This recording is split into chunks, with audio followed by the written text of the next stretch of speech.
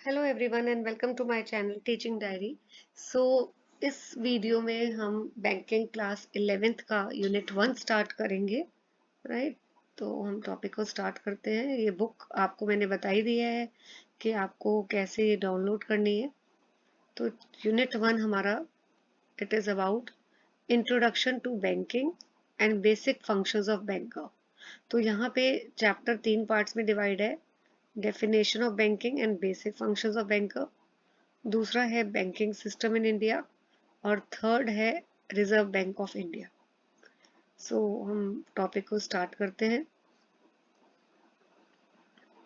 तो ये हमारा यूनिट 1 है एंड इसमें सबसे पहले टॉपिक में हमें बैंकिंग के बारे में हम इसमें पढ़ेंगे और फंक्शंस क्या है बैंकर के। तो we will study that now. We यहाँ पे पहला टॉपिक है आपका बैंकिंग, डेफिनेशन ऑफ बैंकिंग। तो अभी आप सबको पता है, आपके पेरेंट्स घर पे सबका बैंक अकाउंट है। तो हम बैंक अकाउंट क्यों होता है? क्योंकि सबसे पहले अगर हमारा बैंक अकाउंट है तो एक तरह से हमें सेफ्टी प्रोवाइड होती है। सपोज इमेजिन द सिचुएशन, अगर आपने जो भी आपको आपके पास पैसा आपने घर पे रखा हुआ है तो हमेशा डर होता है कि चोरी हो सकती है, फ्लड आए या फायर हो जाए। ठीक है, तो आपका जो है लॉस हो सकता है अगर आपने घर पे पैसा रखा हुआ है। तो बैंक जो है एक सिक्योर एनवायरनमेंट प्रोवाइड करते हैं। तो यहाँ आप अपना पैसा स्टोर कर सकते हो बैंक में, और कोई भी अपने एसेट्स जैसे डॉक्यूमेंट्स है, कोई इंपॉर्टेंट घर के प्रॉपर्टी के पेपर्स है या ज्वेलरी है, वो भी आप बैंक पे रख सकते हो। Second, convenience. अगर बैंक अकाउंट है आपके पास तो आपके लिए ईजी हो जाता है। आप घर बैठे हुए कहीं पे भी अपने बिल्स जो है, कहीं you can pay your bills anywhere. Right, तो आपको बैंक जाने की ज़रूरत नहीं है। आप घर से भी अपने जो पेमेंट है वो कर सकते हो। Then interest earning. तो बैंक में अगर आपने अपना पैसा डिपॉजिट किया हुआ है, राइट, तो आपको बैंक इंटरेस्ट भी देता है। तो ये भी इसलिए बैंक अकाउंट के काफ़ी एडवांटेजेस या फ़ायदे होते हैं। Now, banking regulation act 1949। तो बैंकिंग की अगर डेफिनेशन आती है, ये है बैंकिंग। बैंकिंग का मतलब क्या है? एक्सेप्ट करना, ठीक है, for the purpose of lending और investment of deposit of money from the public. तो बैंक क्या करता है, ये जैसे बैंक है, अब लोग अपना पैसा सेव करते हैं। लोगों को मैं हाउस होल्ड बोल देती हूँ। तो लोग क्या करते हैं, अपनी सेविंग्स बैंक में डिपॉजिट करते हैं। तो बैंक क्या करता है, एक्सेप्ट करता है। बैंक क्या कर रहा है, एक्सेप्ट कर रहा है लोगों का पैसा। तो बोलते हैं बैंक इज एक्सेप्टिंग डिपॉजिट। और आगे फिर इस पैसे का बैंक क्या करेगा, बैंक इसको पैसा लोगों को दे देगा। Bank will lend the money to the borrows. जो भी हैं बैंक के पास आते हैं वो पैसा मांगते हैं।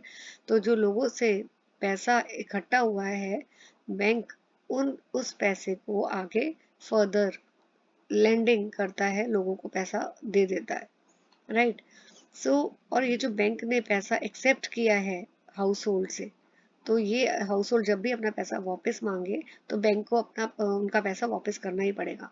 तभी बोलते हैं it is repayable on demand. तो जब भी हाउस होल्ड डिमांड करते हैं तो बैंक को वो पैसा रीपे करना पड़ता है। और otherwise withdraw withdrawable by cheque, draft, order और अदरवाइज। तो अगर बैंकिंग की डेफिनेशन आती है आपको 1 marker, you have to learn and write this definition in the exam. Now, what is banking company? ये जो है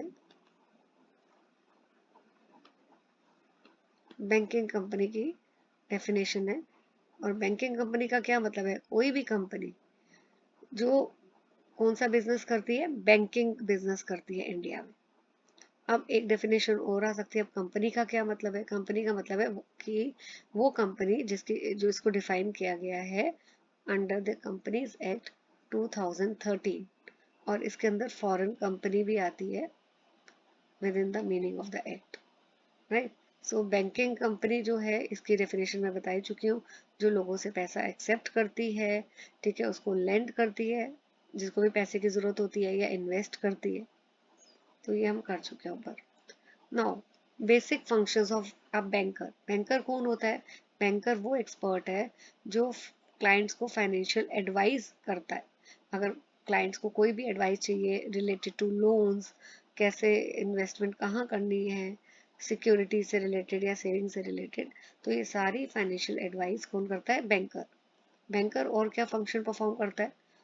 बैंकर जो है वो रिकॉर्ड्स ही कीप्स रिकॉर्ड। तो जो भी डेली फाइनेंशियल ट्रांजेक्शन्स होती है उनको रिकॉर्ड करना, ये किसका काम है? बैंकर का। फिर बैंकर जो है रिव्यू करता है डॉक्यूमेंट्स, कोई भी बैंक स्टेटमेंट्स हो या लोन एप्लीकेशन हो, फॉर्म्स हो, ये सारी डॉक्यूमेंट्स को वो रिव्यू करता है, right. So banker is also responsible for properly filing all these documents in the right place. इन सारे डॉक्यूमेंट्स को प्रॉपर प्लेस में रखना, ठीक है, प्रॉपर वे में अरेंज करना डॉक्यूमेंट्स को, ये भी बैंकर का ही काम है। सो बैंकर को इन सारे डॉक्यूमेंट्स रिकॉर्ड्स को बहुत सेफ प्लेस में रखना चाहिए ताकि जो भी इंफॉर्मेशन है इन डॉक्यूमेंट्स में वो कॉन्फिडेंशियल रहे। नेक्स्ट इज एडवाइस क्लाइंट से, तो मैं आपको बता ही चुकी हूँ, बैंकर का काम होता है क्लाइंट्स को एडवाइस करना, right. Best banking services provide करना।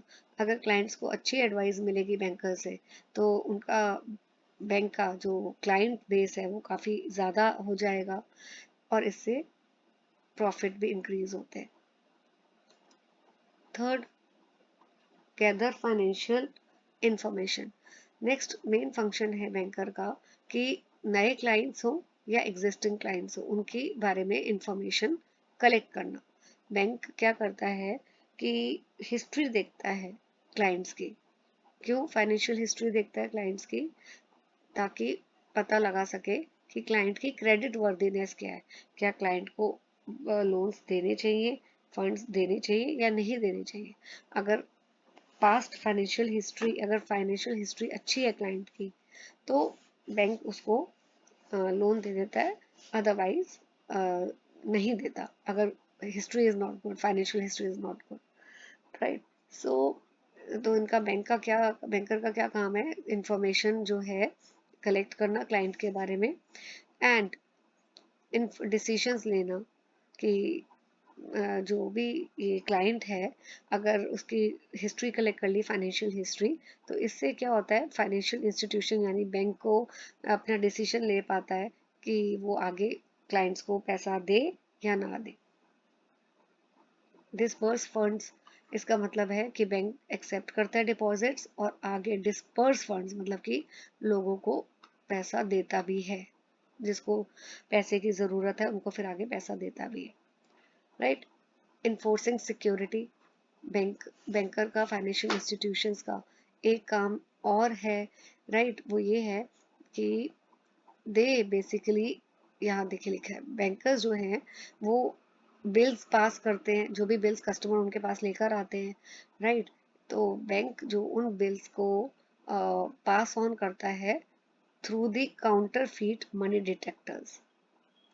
इन डिटेक्टर्स एक मशीन कह लो आप इसको अगर समझने के लिए, इस मशीन में वो बिल्स बैंकर जो है पास करता है ताकि डिटेक्ट हो सके कि अगर कोई फेक बिल है तो वो वाले फेक बिल्स डिटेक्ट हो सके। तो बैंकर की मेन ड्यूटी क्या है?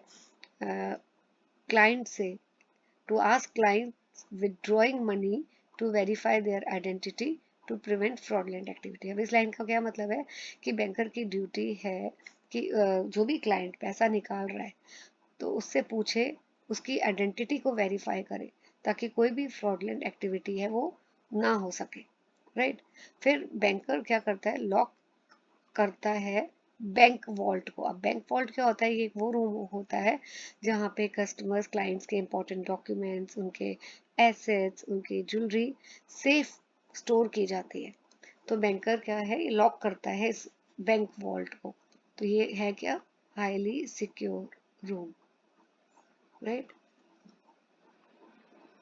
Okay, now this is banking system in India. तो यहाँ पे देखिए बैंकिंग सिस्टम इन इंडिया, एक तो ये वाला टॉपिक आई थिंक हम नेक्स्ट वीडियो में कवर करेंगे, right. So please hit the like button, share and subscribe to my channel. Thank you for watching the video.